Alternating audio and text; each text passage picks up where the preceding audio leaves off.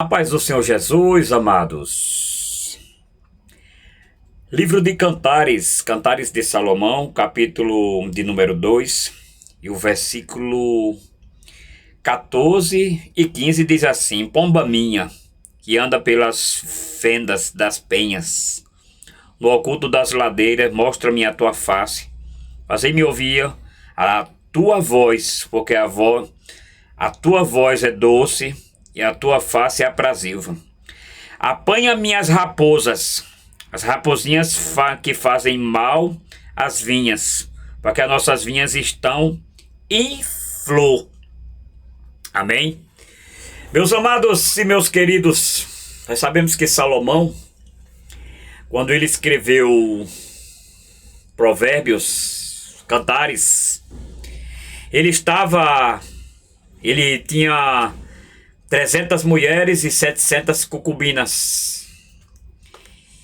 E ele era filho, como a gente sabe, do rei Davi, fruto de um adultério, né?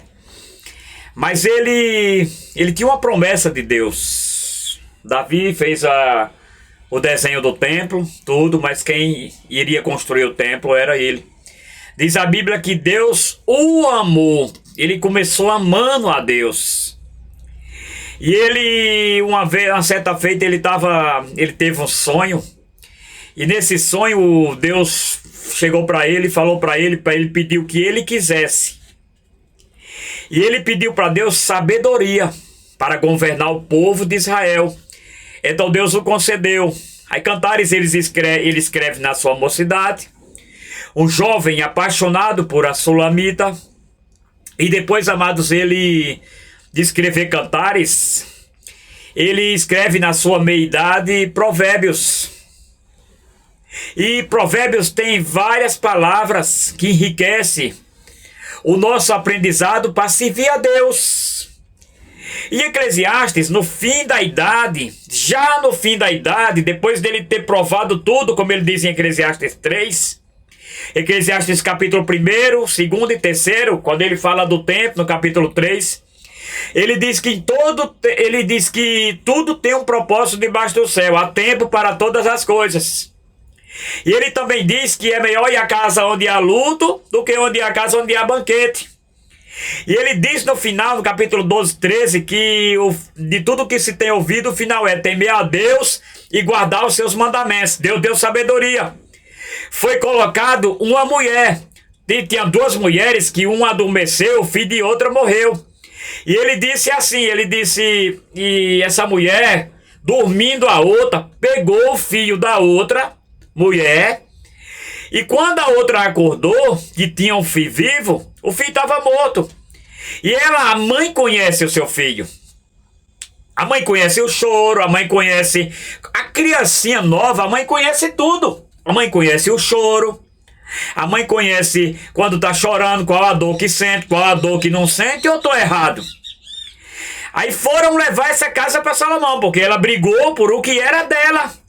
E quando Deus deu sabedoria para ele, Salomão pediu uma espada, trouxeram para julgar lá, sabe quem julgava eram os reis e os juízes. Salomão pediu uma espada e disse que iria serrar a criança no meio viva, para dar um pedaço a uma e um pedaço a outra. Mas olha que sabedoria que Deus deu para esse homem. Porque ele sabia, Salomão, acredito eu, que a mulher que se doesse, essa era a mãe. A que não fizesse nem em casa, ela já tinha perdido no filho dela mesmo, essa daí não estava nem preocupada. Mas aí onde que entra a moral da história? Onde que entra a coisa linda da sabedoria? Porque o conhecimento você adquire em qualquer lugar. Conhecimento você adquire na escola, conhecimento você adquire no seu dia a dia, conhecimento você adquire na faculdade, teologia você adquire conhecimento, mas sabedoria está lá em Tiago, no capítulo 1 e o versículo 5. Quem tem falta de sabedoria, peça a Deus que dá deliberadamente aos que o pedem. E diz a Bíblia que a mulher que era mãe biológica da criança bradou, gritou e disse: não faça tal coisa, pode deixar o menino viver com ela. Olha que lindo, olha que amor de mãe como que é, queridos. a ponto de entregar o seu filho.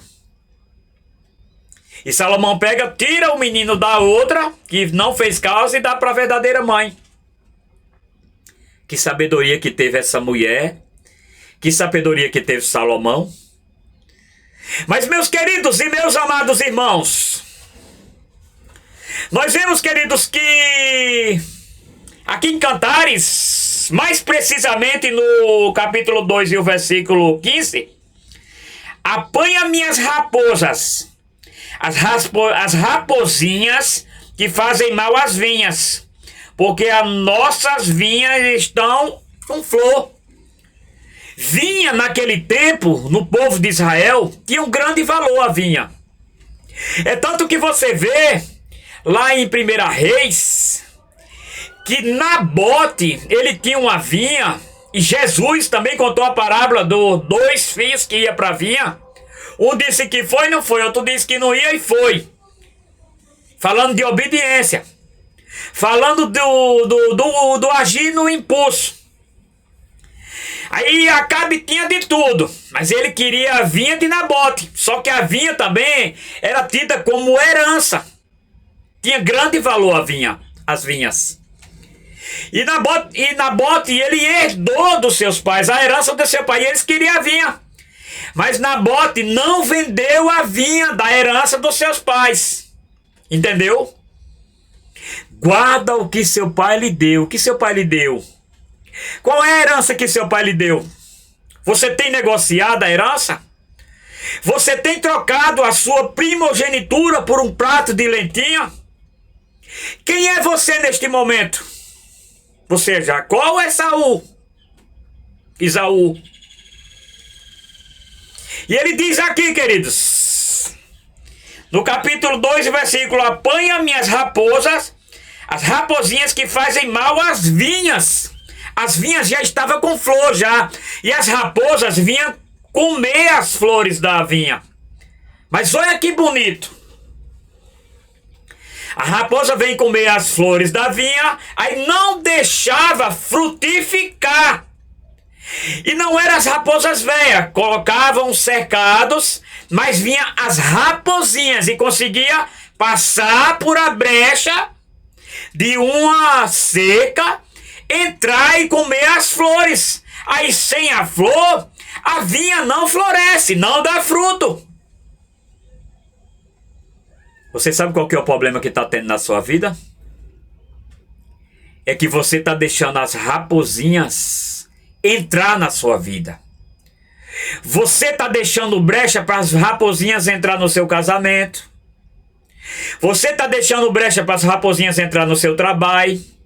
Você está deixando brecha para a raposinha entrar na sua vida financeira, na sua vida conjugal, na sua vida particular, na sua vida. As raposinhas faziam um mal danado às vinhas. Vinha sorrateiramente. Para ver a raposa grande dava para ver, mas as raposinhas não dava para ver. Quando via era só um estrago na vinha, não dava fruto. Sabe o que é essa raposinha?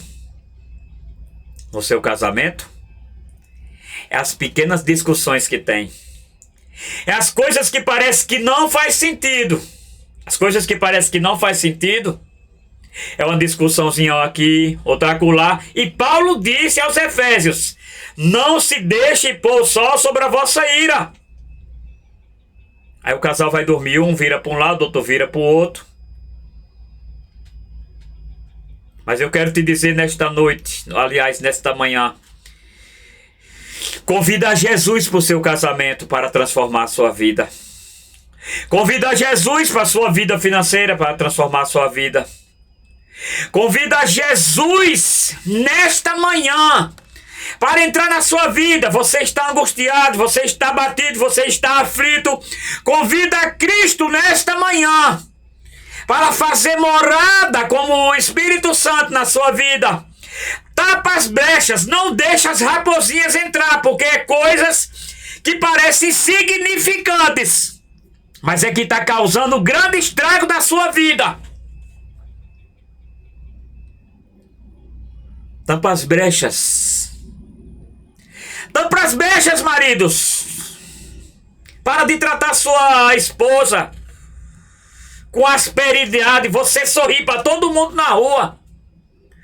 Você sorri para um, você sorri para outro. Dentro da igreja você é uma pessoa, fora da igreja você é outra pessoa. Que cristão que é você? Que cristianismo estamos vivendo? De aparência. A mulher é canela de fogo, é vestido longo dentro da igreja, profetiza, prega a palavra de Deus dentro da igreja, fora está espraguejando os fios, está mentindo, está enganando, está dando calote. Homem, trate bem a sua esposa. Isso é o conselho de Paulo, Efésios capítulo 5. Vós, maridos, amai as vossas esposas como Cristo amou a igreja. A partir de hoje, passe a tratar bem a tua esposa, passe a tratar bem teus filhos, passe a cuidar do seu lar, cuidar da sua vida. Porque primeiro, quer dizer, eu vou dar 3 coisas para você, 4 coisas nessa manhã aqui. Primeiro é Deus acima de tudo, capítulo 22 de Mateus, amar Deus acima de todas as coisas. E ao próximo como a ti mesmo. Segundo, a tua família é mais importante. Terceiro, o teu trabalho é importante. 4, igreja. Saiba separar as coisas. Saiba separar as coisas. Tenha sabedoria nesta manhã para levar a sua vida. Não deixe as raposinhas fazer uma devastação na sua vida conjugal, na sua vida financeira, na sua vida sentimental. Porque o que causa, querido, estrago não eram as raposas velhas, eram as raposinhas. E as raposinhas, queridos, é os pecadinhos ocultos que a gente não confessa. Os pecadinhos, porque o povo pensa que pecado é só adultério. Os pecadinhos vai te tirar do reino de Deus. O pecado de estimação, o pecado da pornografia, o pecado da lascívia, o pecado da fofoca, o pecado da glutonaria, o pecado da inimizade, o pecado da contenda, o pecado da discórdia. Você não é a última bolacha do pacote. Quando Elias se encontrava abatido, Elias se encontrava triste. Já basta, tira a minha vida. Deus falou: Elias, eu tenho ainda 7.000 que não se drobaram ainda. Até quando terá dó de Saul, sendo que eu rejeitei Saul? Deus falou para Samuel: eu já provi do rei melhor do que ele já. Nesta manhã, tape as brechas. Amém? Tape as brechas. Em nome de Jesus Cristo. Capítulo 2 do Evangelho de João. Convide a Jesus para o seu casamento. Amém? Deus abençoe a sua vida poderosamente. E vamos seguir na paz de nosso Senhor Jesus. Amém.